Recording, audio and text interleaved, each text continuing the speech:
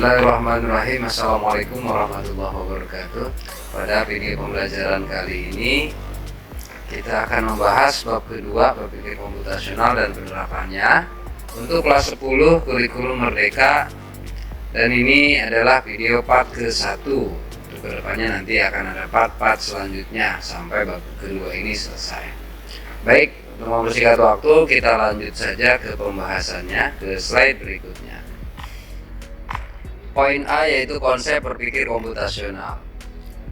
Berpikir komputasional atau computational thinking, bisa kita garis bawahi, merupakan konsep berpikir yang dilakukan untuk mengidentifikasi masalah yang ada di sekitar, memahaminya, kemudian mengembangkan suatu metode pendekatan untuk menemukan solusi yang inovatif dengan bantuan perangkat teknologi komputer. Berpikir komputasional memungkinkan masalah-masalah kompleks dan rumit dapat diselesaikan dengan lebih mudah dengan solusi yang tepat. Jadi di sini berpikir komputasional itu lebih ke metode pendekatan untuk menemukan solusi yang inovatif agar bisa menyelesaikan masalah-masalah yang kompleks dan yang rumit, sehingga masalah-masalah yang rumit tersebut bisa lebih mudah diselesaikan dengan solusi yang tepat. Untuk lebih jelasnya kita akan lanjut ke pembahasan selanjutnya. Agar dapat menangani permasalahan kompleks dan memberikan solusi yang inovatif, berpikir komputasional mempunyai 4 pilar atau cornerstones ya. Teknik kunci pendekatan yaitu, jadi di sini ada 4 pilar ya. Yang pertama adalah decomposing atau disebut juga dekomposisi. Lalu yang kedua adalah pattern recognition atau disebut dengan pengenalan pola. Selanjutnya adalah abstraction atau abstraksi. Yang terakhir adalah algoritma atau berpikir algoritma. Ini akan kita bahas di slide-slide selanjutnya. Mungkin ini juga akan dibahas di beberapa part ya, karena penjelasan masing-masing pilar ini lumayan panjang, jadi kita akan pecah ke beberapa bagian. Baik, kita lanjut. Yang pertama adalah dekomposisi. Dekomposisi adalah metode menyelesaikan masalah yang dilakukan dengan cara memecah masalah kompleks menjadi bagian-bagian yang lebih kecil sehingga lebih mudah diselesaikan. Jadi ini adalah ilustrasi gambar ya, dari masalah besar kita pecah menjadi masalah-masalah kecil kembali ya. Oke, lalu dipecah kembali menjadi sub masalah yang lebih kecil lagi. Ketika masalah-masalah kecil ini terselesaikan, maka masalah yang besar ini akan terselesaikan juga. Kita lanjut dahulu penjelasannya. Dengan memecah masalah menjadi potongan yang lebih kecil, masalah besar ini ya, yang tadi Bapak maksud. Masalah besar dan kompleks yang sulit diselesaikan akan menjadi masalah yang lebih sederhana sehingga lebih mudah dicarikan solusinya. Tanpa memandang sebesar apapun masalah yang ada, masalah akan dapat diselesaikan dengan lebih mudah dengan teknik ini. Metode dekomposisi dikenal juga dengan istilah divide and conquer atau divide et impera. Jadi ini satu masalah yang besar kita pecahkan lagi menjadi masalah-masalah kecil. Yang masalah kecil ini terselesaikan, otomatis masalah yang besar atau kompleks juga akan terselesaikan. Bapak akan kasih contoh untuk menjelaskan apa sih itu dekomposisi di slide selanjutnya. Oke, kita lanjut. Masih pada penjelasan dekomposisi. Berikut contoh metode dekomposisi. Poin A, perhitungan yang kompleks. Pada contoh ini Bapak akan contohkan salah satu contoh dari fungsi metode dekomposisi. Dalam kehidupan sehari-hari, perhitungan-perhitungan yang kompleks merupakan hal yang sering ditemui. Bagaimana menghitung serta kekuatan rangka besi? Ini adalah tentang struktur bangunan ya. Dari struktur beton yang dibutuhkan untuk gedung bertingkat, berapa beban di setiap sambungan dan berapa kekuatan yang dibutuhkan agar bangunan dapat kokoh berdiri dan tahan terhadap guncangan. Semua itu membutuhkan perhitungan yang rumit dan kompleks. Namun dengan menerapkan metode dekomposisi, masalah-masalah perhitungan yang kompleks dapat diselesaikan. Ini adalah ilustrasi gambarnya, ya, sebuah bangunan yang akan dibangun. Bagaimana membangun gedung bertingkat ini?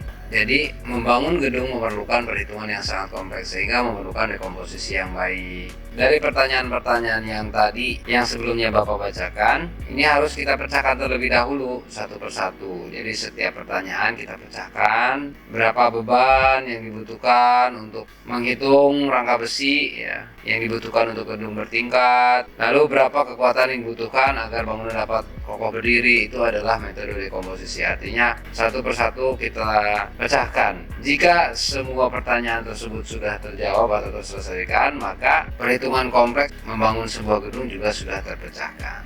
Oke, kita lanjut ke slide selanjutnya. Masih dalam pembahasan dekomposisi, kita akan lanjut ke contoh selanjutnya, yaitu poin B, membuat produk baru. Bayangkan jika Anda membuat percobaan baru yang akan dipasarkan secara luas. Sebagai contoh, Anda ingin membuat produk makanan ringan yang terbuat dari bahan kentang. Apa yang akan dilakukan sehingga produk baru tersebut dapat terwujud dan diterima di masyarakat dengan baik? Metode dekomposisi dapat menyelesaikan masalah tersebut dengan cara memecah permasalahan menjadi lebih kecil. Caranya seperti ini, kita lihat ilustrasinya. Adalah contoh penerapan dari dekomposisi. Tadi adalah tujuannya membuat makanan ringan, ya. Pertanyaan pertama atau masalah yang pertama yang kita akan sederhanakan itu produk makanan ringan seperti apa yang akan kita buat. Ini adalah satu masalah yang harus kita pecahkan terlebih dahulu, harus kita cari jawabannya. Selanjutnya yang kedua, apa rasa yang akan diberikan? Ini terkait pada aneka rasanya, ya. Jadi makanan ringan yang berbahan kentang tadi rasanya apa? Apakah original, asin, dan lain sebagainya, pedas, dan lain sebagainya. Selanjutnya, bagaimana cara produksinya? Nah, ini juga harus kita pecahkan atau cari solusi dan jawabannya. Yang keempat, apa saja bumbu dan bahan yang perlu disediakan? Selanjutnya, apa packaging yang digunakan? Jadi packaging ini adalah bungkusnya, ya, bungkus dari produk makanan ringan yang berbahan dari kentang tadi. Jadi bungkusnya seperti apa atau packagingnya seperti apa? Selanjutnya, siapa saja yang menjadi target pasarnya. Nah, ini adalah metode dari dekomposisi. Yang tadi adalah membuat produk makanan ringan terbuat dari bahan kentang. Ini adalah masalah kompleksnya atau masalah yang besarnya yang harus kita pecahkan. Maka kita dekomposisi terlebih dahulu, dipecah-pecah menjadi 6 bagian seperti ini. Masing-masing poin atau masing-masing nomor di sini terdapat pertanyaan yang harus kita selesaikan dan kita harus cari jawabannya dan solusinya. Ketika pertanyaan-pertanyaan ini sudah terpenuhi, maka masalah kompleks yang sebelumnya dikemukakan akan terpecahkan. Itu adalah penerapan dari dekomposisi. Kita lanjut. Ketika kita sedang membuat daftar pertanyaan tersebut, berarti kita sedang memecah dan merinci masalah yang perlu diselesaikan. Ketika masalah-masalah tersebut diselesaikan atau terjawab satu persatu, maka masalah yang besar dan kompleks yang ada telah ditemukan solusinya. Jadi otomatis, ya, ketika pertanyaan-pertanyaan ini ditemukan jawabannya atau telah ditemukan solusinya, maka masalah besar atau kompleks tersebut telah ditemukan solusinya. Itu adalah penerapan dari dekomposisi membuat produk baru. Oke, kita lanjut. Masih pada pembahasan dekomposisi, kita lanjut ke contoh selanjutnya, yaitu poin C, mengembangkan perangkat lunak. Membuat perangkat lunak sebenarnya kurang lebih sama seperti membuat produk baru, meskipun ada beberapa hal yang membedakan. Perangkat lunak di sini artinya software, ya, atau program. Ketika membuat suatu perangkat lunak, seorang programmer adalah orang yang menciptakan program, yang membuat program atau aplikasi atau software. Seorang programmer akan dihadapkan pada persoalan yang dapat dipecah menjadi permasalahan yang lebih kecil seperti berikut. Ini adalah penerapan dekomposisi. Jadi masalah kompleksnya adalah mengembangkan perangkat lunak. Yang pertama, untuk apa aplikasi akan digunakan? Jadi di sini tujuannya, ya, untuk apa aplikasi digunakan. Lalu yang kedua, seperti apa tampilan aplikasinya. Nah, aplikasi tersebut akan dibuat seperti apa tampilannya. Yang ketiga, siapa target pengguna dari aplikasi tersebut. Yang keempat, bagaimana tampilan grafis dari aplikasi. Yang keempat, apakah dibutuhkan tambahan fungsi untuk audio. Apakah aplikasi tersebut kita akan tambahkan audio agar lebih menarik. Lalu yang keenam, seperti apa audio yang dibutuhkan. Nah, poin 6 ini jika nomor 5 terpenuhi atau ya kita akan menambahkan audio, maka poin 6 juga harus terpenuhi. Yang ketujuh, tools pengembangan mana yang akan digunakan untuk membangun aplikasi. Jadi tools ini artinya adalah alatnya. Alat pengembangan mana yang akan kita gunakan untuk membangun aplikasi. Itu adalah masalah-masalah atau pertanyaan-pertanyaan yang harus kita jawab dan kita cari solusinya. Jadi harus terpecahkan satu persatu. Maka ketujuh poin ini jika sudah terpecahkan, masalah kompleks yang tadi mengembangkan perangkat lunak juga akan terpecahkan.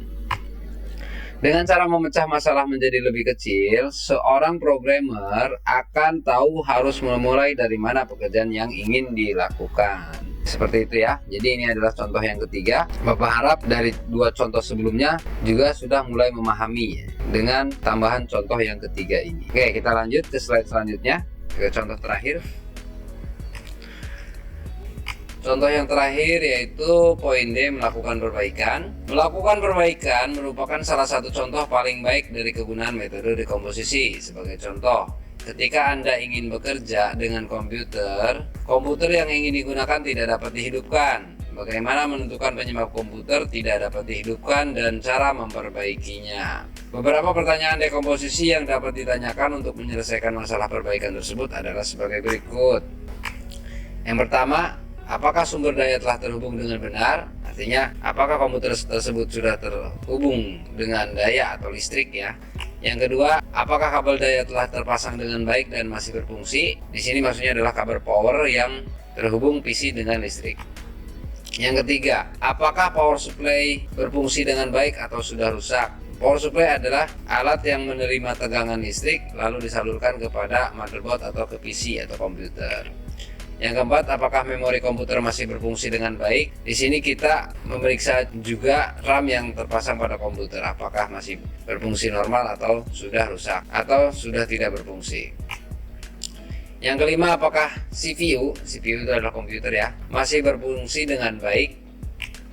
Lalu yang keenam, apakah motherboard masih berfungsi dengan baik? Motherboard itu adalah board atau papan induk di dalam komputer. Jadi semuanya kita cek terlebih dahulu. Dari keenam permasalahan ini kita selesaikan satu persatu. Jika semuanya terpenuhi, maka komputer yang tadinya tidak mau dihidupkan, maka dengan metode dekomposisi ini kita bisa mengetahui di mana letak errornya atau kesalahan atau penyebab komputer tidak mau dihidupkan.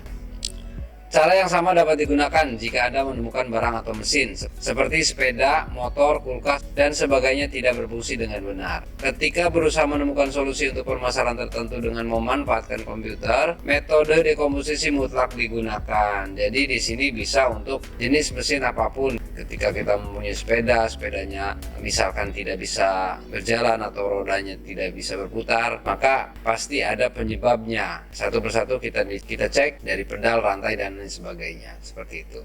Ini adalah contoh-contoh dari dekomposisi. Nanti kita akan lanjut kembali ke video-video selanjutnya yang akan membahas 3 pilar berikutnya. Untuk video kali ini Bapak cukupkan sampai di sini. Semoga kalian bisa memahami apa yang Bapak sampaikan. Kurang lebihnya Bapak mohon maaf. Sekian dari Bapak. Wassalamualaikum warahmatullahi wabarakatuh.